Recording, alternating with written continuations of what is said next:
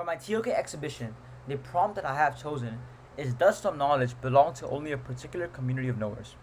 My theme is knowledge and the knower. My first object is my wallet. My wallet is a simple example of discrimination within the Hong Kong society. As foreigners, discrimination can seem very prominent, with racial injustice towards African American being publicly shown and spread across the world. However, it is still very present in Hong Kong. The wallet symbolizes one of my interrogations with the police.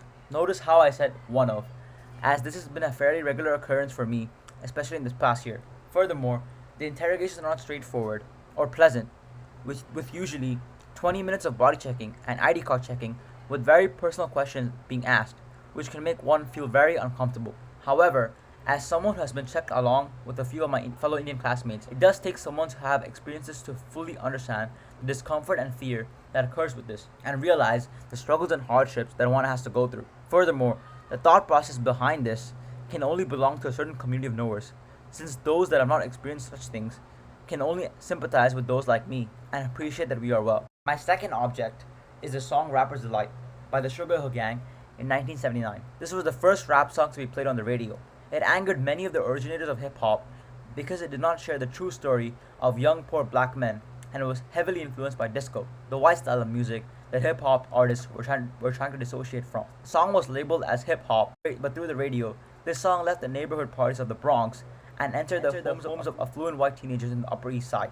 But it did not accurately portray the struggles of the originators of hip-hop, as it was very influenced by the white style of music. White people could appreciate the lyrics, but not know them or be a part of that community of knowers. In this case, culture is a limiting factor in that it prohibits white people from knowing black struggles, but is an encouraging factor that it attempts to share the genre of hip-hop and appreciation of black culture.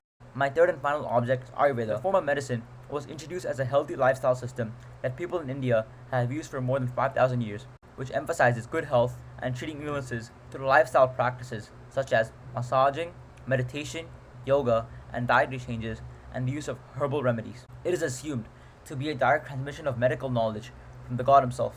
However, the Western culture disapproves of this due to different laws and medical regulations in the rest of the world. The unregulated practice and commercialization of Ayurveda has raised ethical and legal issues. Yet, Ayurvedic practices have still been adapted for Western consumption, especially in the form of yoga, with around 36 million foreigners practicing it daily. However, no sort of credibility is being shown to the originators of this knowledge. In fact, the complete opposite is taking place. In the United States, the practice of Ayurveda is not licensed or regulated by any state. The National Center for Complementary and Integrative Health warns the use of Ayurveda as they believe it has heavy mental poisoning. As a result, anyone outside of a culture or community can never truly know things in the same way as someone inside it. People see the world through paradigms that are created through their personal experiences. So culture is a lens that every person sees the world through. Therefore, such forms of knowledge should only belong to certain communities of knowers rather than being expressed and shared to the outside world.